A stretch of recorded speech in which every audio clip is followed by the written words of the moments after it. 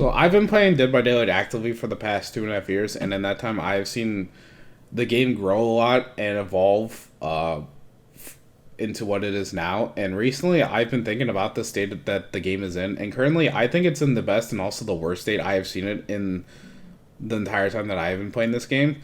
Now, to start with the best, over the past months, Behavior has done a lot of nice updates. Actually, they have changed several perks, and they have mixed up the meta from what it has been for years before I even started that actively playing the game. They have also put out, in my opinion, probably the most fun killer in a very long time too, with Albert Wesker. He is just a blast to play. They've also given Killer a bunch of general buffs, like they break gens, walls, and pallets faster. The cooldown on basic attacks is also faster, and gen speeds also take 10 seconds longer now. And with survivors, they've also given them borrow time and haste base kit off hook, which is really nice and basically makes me not have to worry about if a survivor, brought borrow time or not. And then also at the time of this recording, there's currently a PTB out where they have where Unbreakable is actually base kit too now.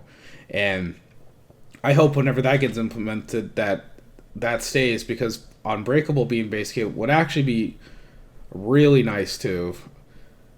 But now on to why I also think it's in the worst state. Now, when we talk about the worst state, obviously, if we were to be technical, Dead by Daylight when it first came out was in the worst state possible. But what it is from then to now is two completely different things. So I'm kind of just talking about why I think it's in the worst state as of right now. First, I'd like to mention the maps and map offerings. Now, to Behavior's credit, they've been fixing up older maps over time. But for every old map they fix, they also release a new map that is just as bad, if not worse, than those maps. So the ratio of good to bad maps just hasn't changed at all, unfortunately. But I also wish, too, that map offerings would just be removed from the game entirely. Because depending on which side brings the map offerings, if Killer brings it or Survivors, along with the builds that they builds and add-ons and so forth that they bring in too, the maps can just heavily influence the outcome of the game before the match even starts, just making the matches in general just very unfair.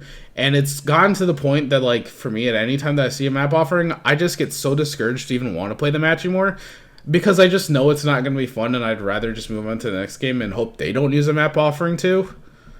The next thing I want to talk about is cheaters. Now, I have been fortunate enough to not get any cheaters, or at the very least, not be aware that I've gotten any cheaters. But I know a lot of people as of late, especially streamers, have been getting cheaters pretty much almost every single day, it seems like. And I hope whatever Behavior is doing behind the scenes helps, because I know a lot of people are getting very frustrated over the cheaters, and I just don't want this game to be just completely overrun with cheaters like some games have been before. But the last thing that I wanted to talk about is the community in itself. Now, there's always going to be toxic people in the online multiplayer communities no matter what. It's just, unfortunately, just online, just how online gaming is, which it wasn't, but it happens.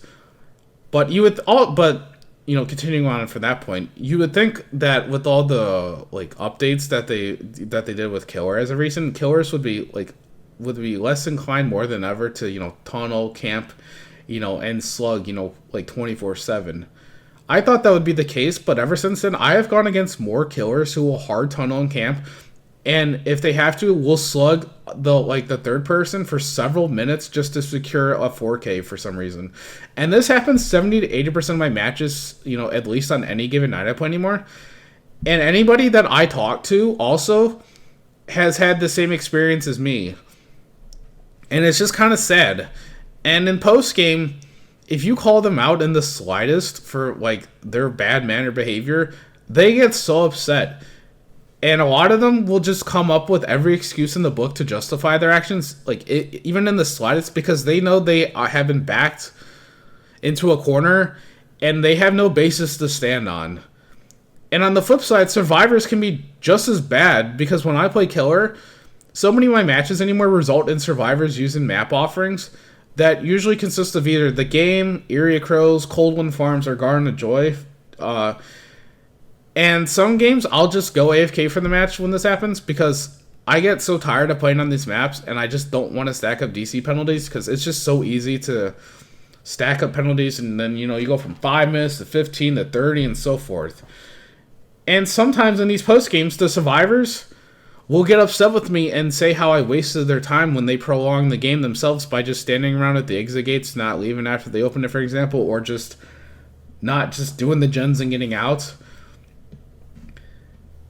And then they get upset. They get so defensive and upset at me when I call them out on that type of stuff too. It's like, and I tell them, if I'm not gonna play the game if I know it's not gonna be fun, or if I'm just not, or I just get tired of playing these maps. And now through all this, I have met my fair share of just nice and sweet people, but sadly, it's just so few and far between anymore. And I wish people would take a step back and realize it's just a video game at the end of the day and not a competitive one at that. I also feel like too, I have a theory that like so many killers are just like they get so upset at survivors that results in survivors acting the way they do towards killers and just vice versa. And it's just a continuous cycle of toxicity, and I hope eventually it just breaks because I really like Dead by Daylight. I really do. I wouldn't have 2,600 hours, almost 2,700 hours in this game if I didn't. But as of right now, I'm at the point that I have like very little to no desire to want to play this game anymore outside of when new content drops. And it's just crazy to think that I would go like so many days of just playing all day. And now the thought of even playing like a few games is just exhausting to me.